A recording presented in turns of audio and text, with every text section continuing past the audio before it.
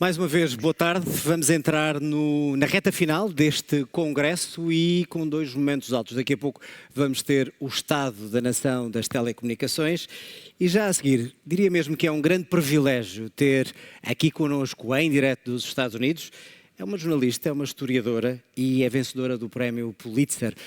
Talvez alguns de vós conheçam os livros dela. Ela escreve sobre várias coisas, mas concretamente sobre comunismo, sobre democracia e tenta explicar o que é que está por detrás da ordem mundial, para além daquilo que vemos todos os dias nas notícias, o que é que está por detrás disso e de forma é que isso nos pode afetar.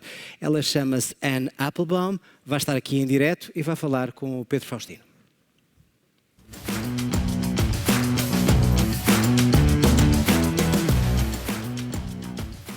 Olá, boa tarde a todos. I will now switch to English. So please, dear colleagues, join me on welcoming our special guest for this afternoon, Anne Applebaum.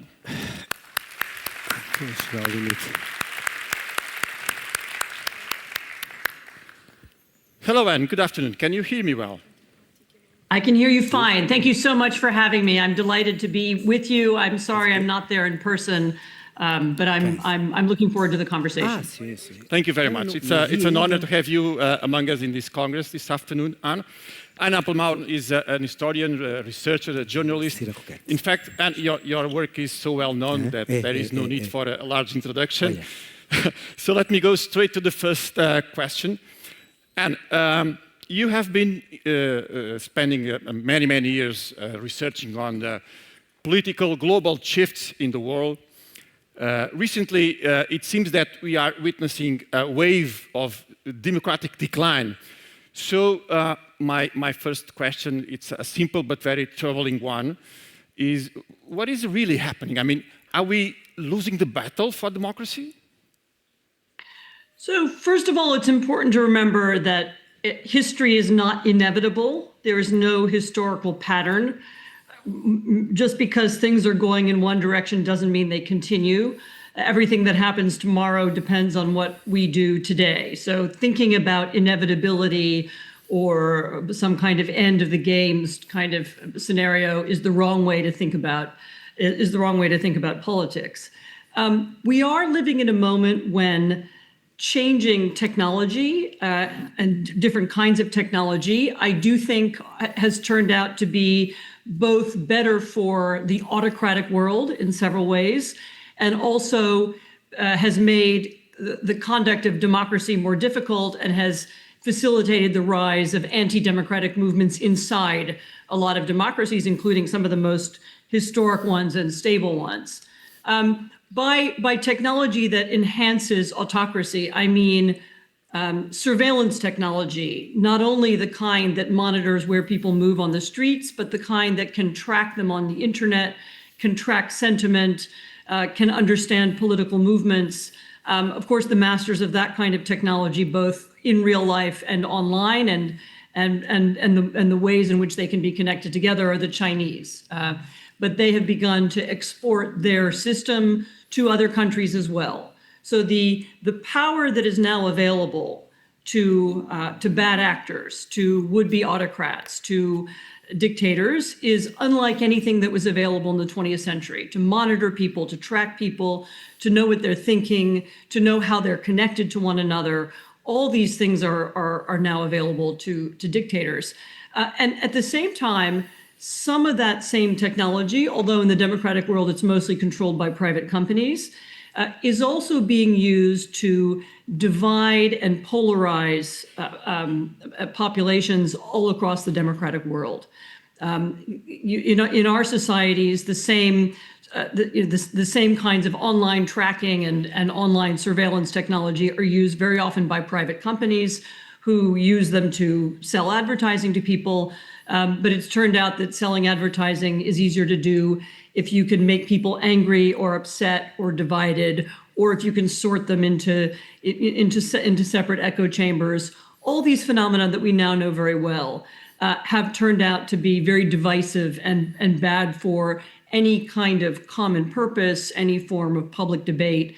It's very hard now in most democracies, although there are some exceptions, to have anything like a normal public sphere. So a realm of debate where everybody understands the rules and works according to them, where the terms of debate are agreed, and where it's not a matter of, opinions might be different, but facts are shared. That's no longer true in most of the world. And that has enabled also in a number of big democracies, the rise of autocrats or would-be autocrats or people who would use their power to undermine the systems that elected them. And so we see this kind of parallel thing happening in both the autocratic and the democratic world. And right now it favors the big dictatorships, but it also favors would-be autocrats in democracies. Oh, and let me stick to this point. And thank you for jumping to the elephant on the room. That was my fifth question, but I'll anticipate it, because we are essentially in this room a tech community.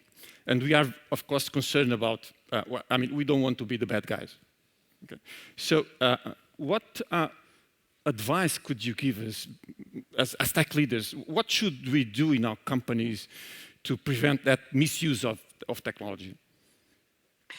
So think about how technology can be used, and think about how it can be used to create links between people, to build consensus, to bring different parts of the political community together. I'm actually aware of a lot of technological projects, people who are working on alternative forms of social media, people who are looking at regulation of existing social media, for example, but not regulation in the sense of creating a big censorship machine that eliminates some language and not others, but regulation that allows more transparency into the system. I actually believe that there would be money to be made by finding ways to connect people and to allow people to communicate that do so according to rules that enhance rather than undermine democracy. And so I think I think there's a lot of space for social media, and perhaps for people who are inventive, who have access to the latest forms of AI, to think about how to use those tools to, as I say, to create consensus and to create better evidence-based and fact-based conversations rather than just to sell more conspiracy theories and rumors. I've been told many times that it is possible, and I'm really looking to the tech community. I'm looking to people like those in that room to help us find a way forward. And in your book, Autocracy, Inc., and we have introduced your book here yesterday, you argue that global business elites a bit around the world, even in democratic countries, are complicit in sustaining autocracies. What is driving this alignment between these two? So if I can give you a little bit of a nuanced answer, I think the period of the 1990s and 2000s, and maybe even into the 2010s, this was an era where many people saw no downside to all kinds of trade with the autocratic world. They just understood that if we make money and they make money, then we'll have more in common. And it's understandable that people believe this. This was the experience of Europe after the Second World War, for example, that links of trade and economics did lead to peace and did actually build democracy on the continent of Europe. But while we weren't paying attention over the last decade, especially Russia and China, but not only, because they have links to other dictatorships, began also to use those ties of trade and economics to build up their armies, to build up their surveillance systems, to find ways to undermine our political systems, to undermine even our trade relationships. And while that was happening, it just took us far too long to see that was going on. So I don't blame people who wanted to do business with the autocratic world when it began to open up in the post-Soviet world and the post-Maoist China, when they began to see that happening. But there was a moment, probably about a decade ago, when we should have stopped. But there's another way in which we also, and I think rather hypocritically, continue to enhance the power of the autocratic world. And that's through allowing the continuing existence of the illicit economy, the shadow economy. I imagine most people sitting in that room, you own your own businesses, you pay taxes in your own name, you probably own property in your own name. When you do business, it's clear, you follow regulations. There's a large part of the world's economy that doesn't operate according to those rules. It operates in the shadows, using shell companies, moving money through offshore tax havens, doing so in a way that's designed to hide money from tax authorities to avoid regulation. And some of that money of course, comes from the autocratic world. It's stolen from the autocratic world. It's then hidden around the planet. Some of it is then used for nefarious purposes. In the United States, it sometimes appears what we call dark money in political campaigns. And it creates the impression as well as the reality of hypocrisy. On the one hand, the democratic world, Europe and America, preach the values of democracy and openness and transparency and the rule of law. And at the same time, we have facilitated the growth and expansion of this illicit world that exists alongside our own. And this is, of course, a world that exists legally. Shell companies are legal. Anonymously owned property is legal, and we could end it. We could come together. We could decide as a group of free nations that we want to fight kleptocracy, that we want to make our economies work better and be fairer, and we could put an end to that system. We haven't done it yet. I was hoping that the United States would turn out to be the leader in this shift. The Biden administration began working in that direction. But obviously, the Trump administration has made a very different choice and is pushing in the other direction towards less transparency, towards less accountability, and towards more corruption. And that, I think, leaves, it's really a big moment for Europe and for Europeans to decide what kind of economic and political future they want for themselves and for their children. Do we, as Europeans, do we want to live in a world that where taxes are paid and regulations are real and election campaigns are what they appear to be and not manipulated in ways that we can't see, or are we going to allow our standards to slip? This is a big turning point when we're coming very close to it right now. And let's shift gears now, if you agree, to the US. We are very comfortable staying here in Europe, but very concerned, as you know, about what's happening in the US. I know you have been close to this topic. And what kind of regime is the US becoming? So first of all, the good news is that the United States is still a democracy. We have opposition parties. We have freedom of speech. We have, the rules of the Constitution have not changed. But what you're watching in the United States is something that we've seen in other countries at other times and places. We saw a version of it in Hungary over the last decade. We saw it in Turkey. We saw it in Venezuela. We've seen it in history as well. What you are watching is a would-be autocrat or a would-be autocratic political party seek to change the rules in order to give itself more power. The Trump administration is doing this through a variety of tools and mechanisms, some of which I'm sure you've observed.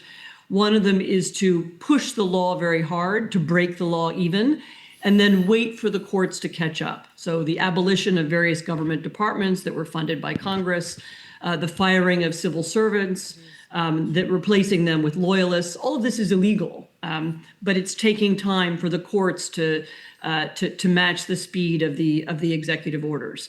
The use of the military and of a militarized form of customs and border control to sweep up people in the street, also illegal, also unconstitutional.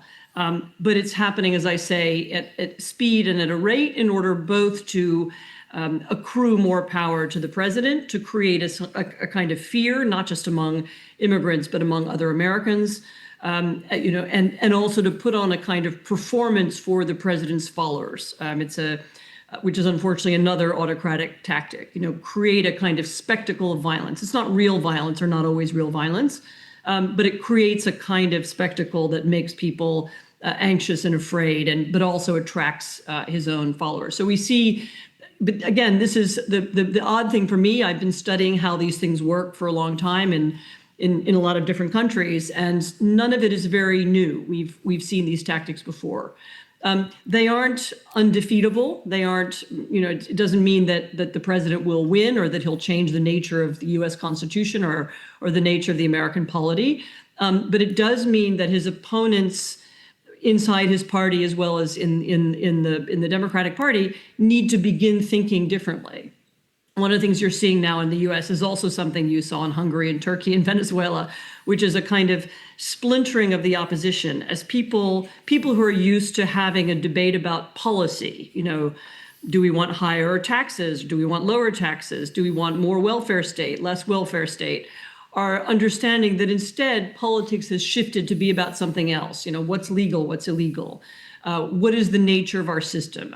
Who has rights in it and who doesn't? And making that adjustment, understanding that the nature of politics has changed. Politics is less about policy and it's more about which identity do you choose, which system do you want to be part of. That takes some time for people to catch up. I think most people who were involved in politics over the last several decades were in it because they believed in a certain set of political ideas, a certain set of policies they wanted passed, a vision of healthcare or of infrastructure or of education or of defense or of security. And now they're finding that what they need to fight about instead is something much more fundamental and essential. And getting used to that shift is very difficult. So what you're watching in the United States is a kind of transition in politics, one that we've seen it in other countries. I suppose the surprise is that it's happening in the US, really depending on how you measure and how you define democracy, either the oldest or one of the world's oldest democracies. And of course, because it's the US, it has so many more, such a wider impact and so many more repercussions, because what happens in the US will be imitated in other places. I would expect most democracies to have at least a faction of people who imitate and want to try to do what President Trump is doing inside their own countries. We see plenty of examples already of Trump's language being repeated and used in other contexts. One of the oddest things in my life is, as you might know, I lived part of the time in Poland, which is where I am now. The idea that Poland and the United States, really two countries that couldn't be more different demographically and politically and historically and religiously and every other way, now have quite a lot in common in terms of the Polish political rhetoric that's used. I mean, I think it's very strange, but I think it's not an accident. I mean, it's partly a product of what I began with, that everybody is experiencing the same impact of new technology and social media on their political sphere. But it's also the result of copying and imitation. The far right or the far left in one country will imitate the tactics of another, and that I would expect to see all across Europe over the next few years, even though even in places where it hasn't necessarily started yet. Despite the warning signs, we cannot say that autocracies are losing popularity. I mean, if you had to have another election in the US, I guess the result would not be much different from this one. So this leads to my reflection and my next question on how are we failing as educators, as leaders, as politicians? How are we failing in defending democracy? Well, first of all, let me say that quite a lot of autocrats are unpopular, and I am not sure what would happen if you had an election in the U.S., especially after the passage of President Trump's big budget legislation, which is going to be quite damaging for many people. So leave that as a kind of parentheses. Many, if not most dictatorships are unpopular, and many, if not most dictators and autocrats make their countries poorer. Hungary, which was once the star of Central Europe, is now either the poorest or the second poorest country in the EU, depending on how you count. And that's a direct result of the growth of corruption and the growth of favoritism and the growth of autocracy in Hungary. Failing as educators, it's true that I can't speak for Portugal. It's true that in quite a few countries, in quite a few democracies, and the United States is certainly one of them, there was over the last 3 or 4 decades a kind of deterioration of teaching of civic values and civic education. There has been a long period in which we took democracy for granted because we won the Cold War, because it seemed to be spreading everywhere so quickly, because it didn't feel like there were many challengers. People began to treat democracy as something automatic and inevitable, the word you used at the beginning. That we use, the idea that it was like water coming out of a tap, it just emerges. You don't have to think where the water comes from. It's just always there. And I think teaching people that it's not always there, it can end. It has ended in the past. Reminding people of the importance of civic engagement, why it's important to understand what's going on in your community, in your local elections, not just in national elections or in international politics. Understanding why it's important for you to exercise your rights and your obligations as a citizen.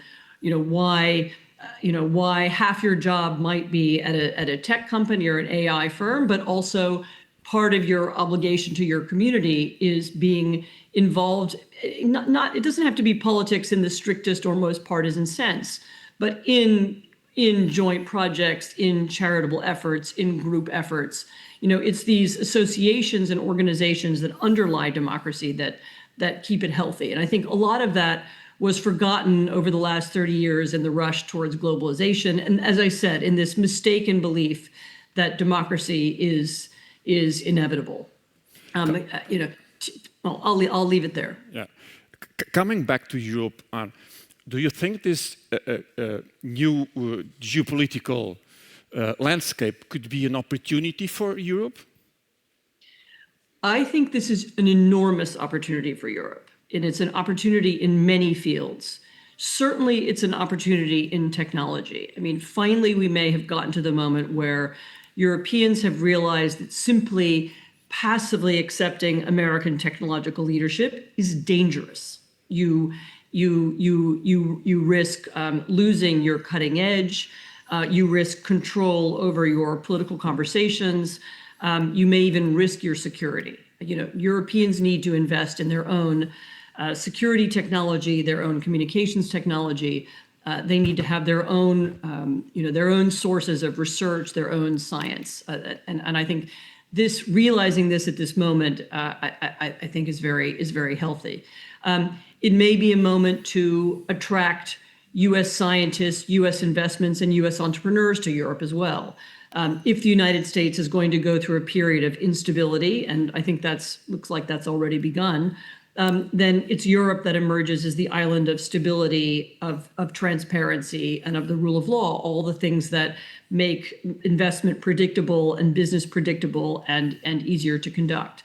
And I think this is another good moment for Europe to take advantage of that, both the perception of it, where Europe is perceived as a kind of island of stability, where regulations are enforced and are predictable and understandable, as opposed to madness in the United States. And this is a moment when Europe can capitalize on that opportunity. In small ways and big ways, in attracting American scientists, in appealing to U.S. companies. Maybe European governments can use this moment to invest in cutting-edge research in a way that hasn't done before. I would love it if the European Union would find ways to work together to create bigger investment funds. I'm not an expert in capital markets unions, but I understand that having bigger European funds and bigger ways for Europeans to attract investment is important as well. And really seeing this moment as one in which Europe can begin to have both not just be a kind of consumer of technology and a consumer of U.S. power, but a producer of technology and power, and to be able to project that outward. I think it's a great moment for that. Unfortunately, we are rushing to the end of our interview, but I have one final question I would not like to leave without asking you. After everything you have seen, you have covered the the collapse of the Berlin Wall, and we have assisting all these shifts, do we have good reasons to have hope? We always have good reasons to have hope. Now, look, I mean, for people like the ones who are gathered in this room, pessimism is irresponsible. I mean, you are people with education, with advantages, with talent. You are the people who, if you begin to plan now, you can make the future different. A lot of my optimism in my life comes from having seen people in much worse circumstances. People who, I have friends who've been in the Russian opposition, who were part of the Hong Kong opposition, people who've lived through dictatorships in Venezuela and Africa. And I see people like that, and I see that they continue to work to make their countries better, and they continue to plan and to dream and to think of how the world can be different. I mean, if people in the autocratic world and in really difficult situations can be optimistic or can have, can try to make a different future, then of course people who live in Portugal, in Europe, in the democratic world, of course we have possibilities and optimism. It's all a question of how we plan, how we think about what we want to have next.